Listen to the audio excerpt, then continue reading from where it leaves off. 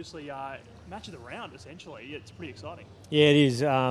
Always great to be part of games against good opposition where there's a bit at stake and all that sort of thing. So, yeah, both teams are in pretty good form and both teams are hungry for the win, obviously. Talk about the stakes. Just how important is this match? They're all important, obviously. It's not even a but. We've lost games this year that we thought we were a chance to win. We've won games that we didn't know how we would go against some really good opposition, and this is just another one. Keep testing us about where we're at. And I said a few weeks ago that how good we are is going to be measured by how consistently we can play at our best. So we've now won 3 in a row. Can we maintain that form? If we're a really good team, we've got to be able to show that. I suppose you got the chance to knock off a rival in your same sort of ladder grading, if you like. So that just sort of ups the stakes, I suppose, in some way. Each week there's going to be generally 9 losers, and you don't have a lot of control over what's happening in the 8 other losers, and you can control who you beat. Some weeks it's a team that's fighting you for a position on the ladder. Other weeks it's they're playing someone else. So ultimately we need the win regardless. Yeah. So is it a finals type of thing? Not really, no. But it's an exciting game. Pretty much we know after losing to Brisbane, that was our margin for error gone. We don't have a lot to play with now. So every week is really critical that we play our best. And as I said, consistent good performances will give us our best chance of actually making the finals. The Brisbane loss probably would have been a shock, but the response since then has been pretty impressive. Was it watershed moment's probably too strong, but you know what I mean? Was it sort of how you responded was going to sort of determine how you end up? We had to respond, obviously, yeah. I suppose you come off that Brisbane game and again, some doubts about where do we sit, how good are we? We have played some good footy, but we've lost some games that we expect that we're good enough to win. So the challenge mentally was where do we really sit? And the guys have really responded to that, but 3 weeks response is not enough. It's got to just keep going. The Bulldogs find themselves in an interesting kind of position at the moment. What's your read on where they're at the moment? They've obviously been a bit...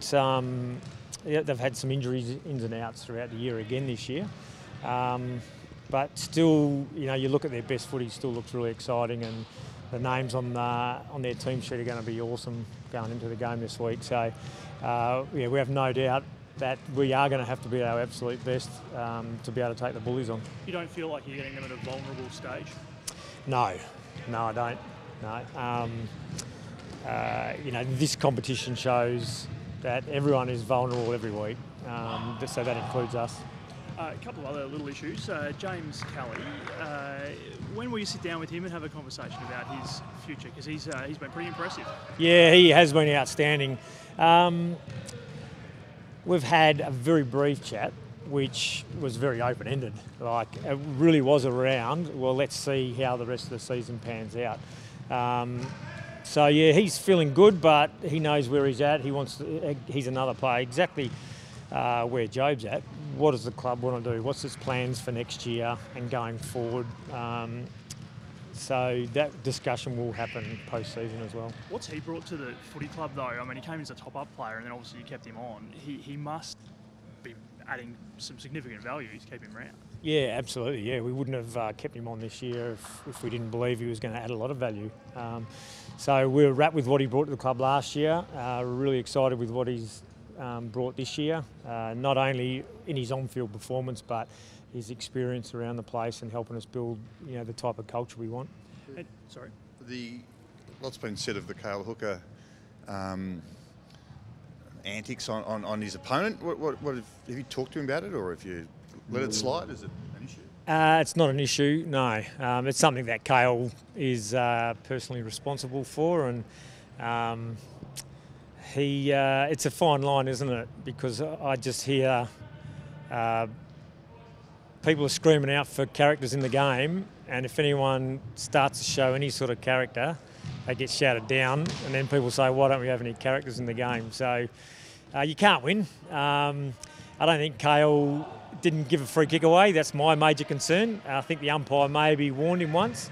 That's an issue, but he wasn't. I didn't think he crossed the line at all in that regard. And wouldn't have raised an eyebrow back in your playing days, would it? No, it wouldn't.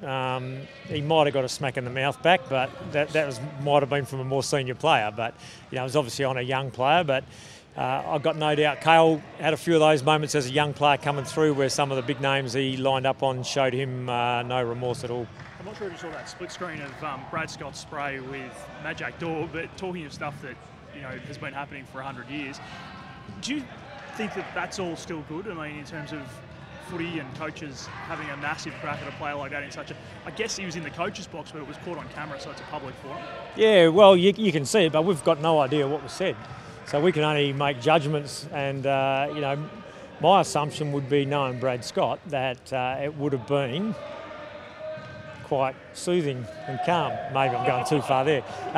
It would have been constructive, and it would have been in a manner that he believes Majak would have responded to. Coaches generally know what their players' personalities are like and who's going to respond to something like that and who wouldn't, who goes into the shell. So I'm sure it was very measured and not planned, but he would have been aware of what he was doing. Do you ever elevate yourself to that level of emotion in the box anymore? No. But I've got no doubt my emotion levels sort of get to that point, but not where I put it down the phone. Yeah. Good work. Thanks, John. No worries.